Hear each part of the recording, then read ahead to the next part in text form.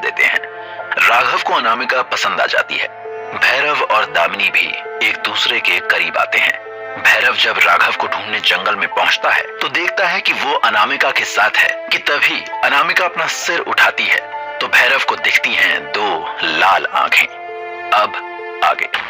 भैरव ने अनामिका की आंखें देखी और पेड़ों के पीछे से चीखा, राघव! अनामिका ने उसे देख लिया और पूरी ताकत से अपने दांत राघव की गर्दन पर और नाखून राघव की पीठ पर धंसा दिए। राघव दर्द से चीखा। भैरव भाग के उसके पास पहुंचा तो अनामिका राघव को छोड़ के पीछे हट गई। राघव जमीन पर गिर गया। उसका पूरा शरीर नीला पड़ने लगा। भैरव समझ गया कि अनामिका एक विष कन्या थी। भैरव को हर हाल में उसके दांत और नाखून से बचाना था। अनामिका हंस रही थी और उसके हाथ में राघव का खंजर था। भैरव ने अपना खंजर निकाला। अनामिका की हंसी अचानक रुक गई। उसने खंजर को देखा, फिर भैरव को और फिर अपने हाथ के खंजर को। भैरव की भी समझ में कुछ नहीं आ रहा था। ये खंजर तो... अनामिका ने अपने हाथ के खंजर से अपने दूसरे हाथ पे एक चीरा लगाया। भैरव के कान में जैसे किसी आवाज ने कहा, ये तुम्हें मारने आई है, इसे खंजर चाहिए। अनामिका कुछ देर तक अपने कटे हाथ को देखती रही, फिर धोखा धोखा! उसने राघव का खंजर फेंका और भैरव की तरफ दौड़ी। भैरव बिल्कुल शांत हो गया। उसका दिमाग चारों तरफ चल रहा था। अनामिका उसकी तरफ लपकी। भैरव ने हवा में तीव्रता से अपना खंजर घुमाया और घुटनों पे सरकता हुआ दूसरी तरफ चला गया। अनामिका की चीखने की आवाज आई। भैरव पलटा तो अनामिका अपना बायां हाथ पकड़े जमीन पे पड़ी थी और उसके बगल में पड़ी थी उसके बाएं हाथ की 5 उंगलियां। भैरव ने देखा कि अनामिका सिर्फ उंगली काटने से नहीं पर किसी और दर्द से तड़प रही थी। अचानक उसकी नजर अपने हाथ के खंजर पे गई। खंजर नीला हो गया था और उस पे बना दहाड़ता शेर अब लाल हो चुका था। एक आवाज ने कहा, दूसरे हाथ की उंगलियां। भैरव आगे बढ़ा। अनामिका की आंखों में अब डर था, लेकिन वो हिल नहीं पा रही थी, जैसे वो अनदेखी रस्सियों में जकड़ दी गई हो। भैरव ने बढ़ के उसके दाएं हाथ के नाखून निकाले। भैरव ने उसकी उंगलियां नहीं काटी। इसके सीने पे वार करो, आवाज गूंजी। भैरव जानता था कि यह आवाज उसकी मदद के लिए थी, पर जमीन पे पड़ी बेबस, लाचार और निहत्थी लड़की को भैरव मार नहीं सकता था। अगर उसके हाथ में हथियार होता तो भी। तब तक पीछे से न जाने कहां से दामिनी आई और भैरव से खंजर लेके अनामिका के सीने में डाल दिया। अनामिका की चीख से पूरा जंगल गूंज गया। अचानक अनामिका का पूरा जिस्म जलने लगा। भैरव ने दामिनी का हाथ पकड़ के उसे पीछे किया। आग की लपटें ऊपर आसमां तक जा रही थी। भैरव भागकर राघव के पास पहुंचा। राघव का बदन अब पूरा नीला हो चुका था। उसकी गर्दन का घाव जैसे अनामिका के दांतों के जहर से अब भी जल रहा था। खंजर का इस्तेमाल करो, आवाज गूंजी। भैरव ने दामिनी के हाथ से खंजर लिया और राघव के घाव में डाल दिया। पागल हो गए हो क्या भैरव? वो मर जाएगा, दामिनी चिल्लाई। पर भैरव को पता था वो क्या कर रहा है। वो ये नहीं जानता था कि कैसे, पर उसके हाथ और दिमाग को पता था कि उसका खंजर राघव के जख्म से सारा जहर पी जाएगा। धीरे धीरे राघव के बदन का रंग वापस आने लगा। दामिनी के अभी भी कुछ समझ में नहीं आ रहा था। भैरव के खंजर का रंग नीला और शेर का मुंह गहरा लाल होता जा रहा था, जैसे उस जहर से उसके खंजर को कोई ताकत मिल रही थी। शायद वो सब कुछ देख भी नहीं सकती थी जो भैरव कर रहा था। दामिनी के साथ उसके सिपाही भी वहां पहुंच चुके थे। भैरव ने राघव को अपने कंधे पे लिया और सुनहरी की पीठ पर डाल दिया। दामिनी ने अनामिका की जलती चिता की तरफ इशारा करके अपने सिपाहियों से कहा, जब तक ये आग ना बुझे यहीं रहना, समझे? और वो लोग राघव को लेकर शाही वैद्य के पास पहुंचे।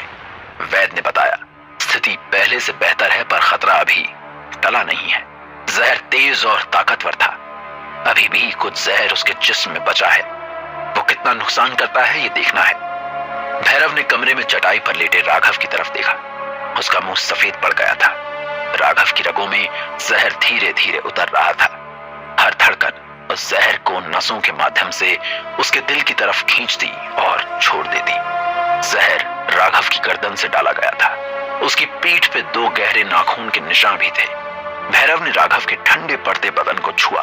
वो जानता था कि जहर अपना काम कर रहा है और धीरे धीरे राघव को मौत के मुंह की तरफ ले जा रहा है। भैरव जमीन पर बैठ गया। दामिनी ने उसे अब तक 1 मिनट अकेला नहीं छोड़ा था, पर वो जानती थी कि इस वक्त भैरव को राघव के साथ कुछ वक्त चाहिए था। वो कमरे से बाहर चली गई। कमरे में भैरव दीवार के सहारे बैठा, आंखें बंद करके हर मुमकिन रास्ते के बारे में सोचने लगा। वो मौत के राघव तक पहुंचते बेरहम हाथों को रोकने के लिए क्या कर सकता था? क्या? जरूर कोई ना कोई रास्ता होगा जिसे वो राघव को जिंदगी की तरफ वापस ले जा सकता था। भैरव को अचानक अपना खंजर याद आया। उसने खंजर कमर से निकाला और बच्चों की तरह उसे उम्मीद से देखने लगा, जैसे वो खंजर इसे कोई रास्ता बता सकता है। पर कुछ भी नहीं हुआ। भैरव की आंखों में आंसू आ गए। राघव उसका पहला और शायद आखिरी दोस्त था और आज उसकी वजह से जिंदगी और मौत से लड़ रहा था। वो विषकन्या भैरव को मारने आई थी। उसे ऋषिराज ने भैरव को मारने भेजा था। राघव के पास वही खंजर होने की वजह से वो राघव को भैरव समझी और उसे अपना शिकार बना लिया। इस वक्त यहाँ इस चटाई पे आखिरी सांसें लेते हुए राघव को नहीं, भैरव को होना चाहिए था। उसके सामने उसकी मां की शक्ल आई, फिर कुंदन बैरागी की। कितने लोगों ने उसके लिए कुर्बानी दी थी और न जाने कितने लोगों को ऋषिराज अपने नफरत की भेंट चढ़ाएगा। भैरव के मन में ख्याल ने घर कर लिया, अगर वो राघव को नहीं बचा पाया तो वो खुद ऋषिराज के पास जाके खुद को सौंप देगा। कम से कम इससे किसी और मासूम को अपनी बलि तो नहीं देनी पड़ेगी ना। तब तक एक आवाज गूंजी, वही आवाज जो विषकन्या को मारने में उसकी मदद कर रही थी। हम जानते हैं जो दुख तुम पर पड़ा है, पर जीवन के हर रहस्य तक पहुंचने का रास्ता मुश्किल बड़ा है।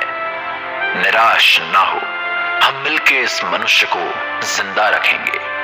मौत की घाटी और आंसुओं की वादी से उसे मुक्त रखेंगे।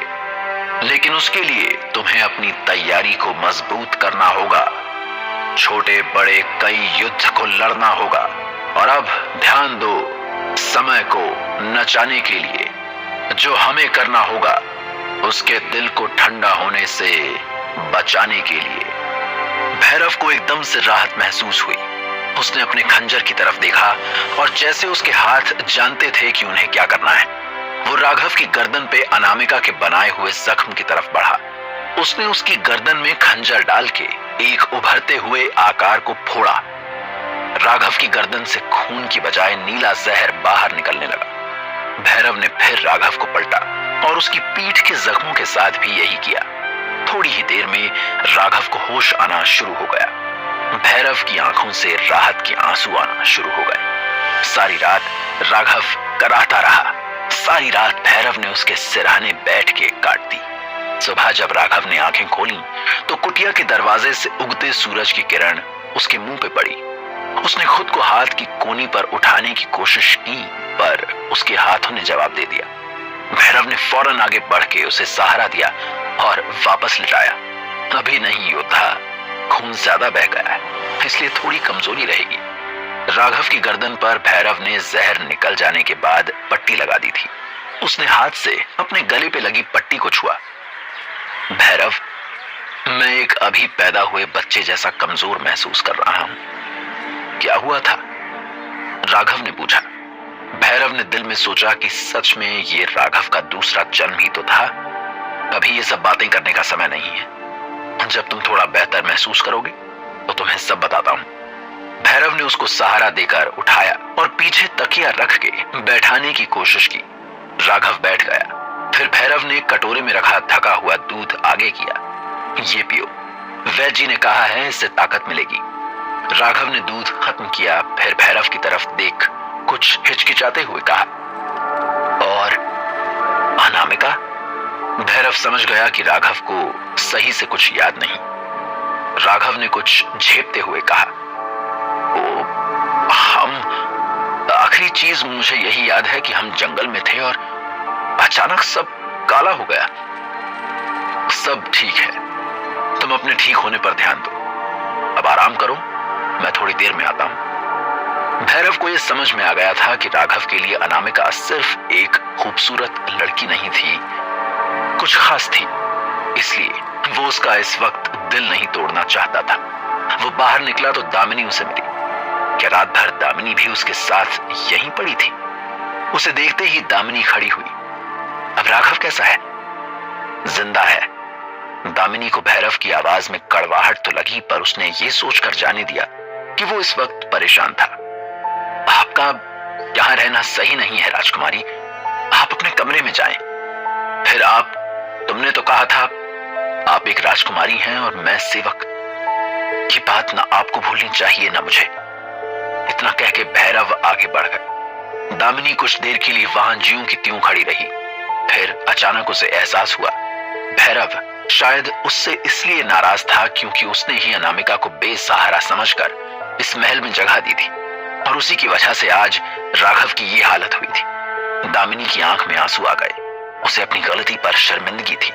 अगर सही समय पर भैरव वहां ना पहुंचता तो आज शायद राघव उनके बीच ना होता। दामिनी खुद को कोसती हुई अपने कमरे की तरफ दौड़ी। पर सच तो यह था कि भैरव राघव के इस हादसे से डर गया था। वो जानता था कि उसके करीबी लोगों पर हमेशा खतरा मंडराता रहता है, पर अब वो समझ गया था कि उसे अपने इर्द गिर्द एक मजबूत दीवार खड़ी करनी होगी, जिसे तोड़कर कोई भी उस तक ना पहुंच सके, ताकि उसकी वजह से अब कोई भी ऋषिराज का निशाना ना बने। इसके लिए उसे सबसे पहले दूर करना था दामिनी को। दामिनी जो उसके दिल की हर दीवार तोड़ के उसमें जा बसी थी।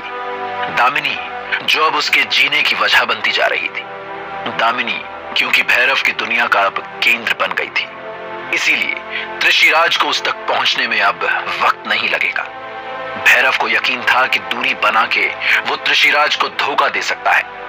भैरव बाग में बैठा यही सब सोच रहा था कि अचानक उसके सिर के ऊपर से एक नीली चिड़िया उड़ के गई। भैरव की नजर उस पर पड़ी।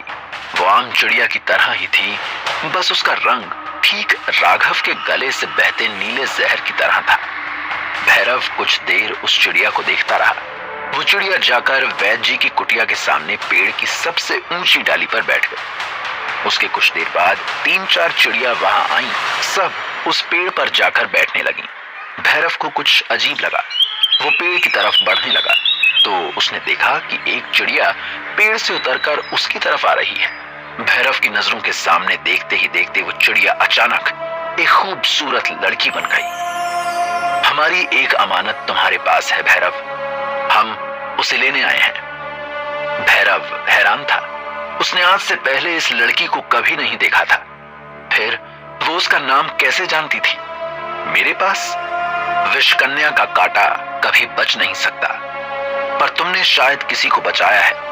हम उसे ही लेने आए हैं। उसकी जगह अब यहां नहीं, हमारे साथ है। भैरव फौरन सतर्क हो गया। राघव? विषकन्या मुस्कुराई।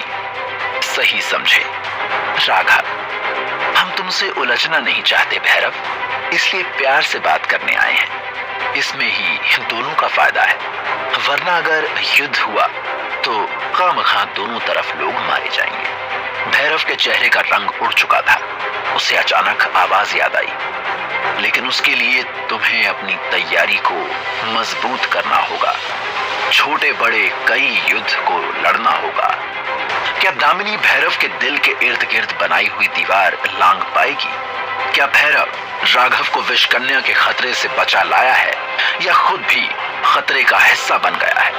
भैरव आगे क्या फैसला लेगा, जानने के लिए सुनते रहिए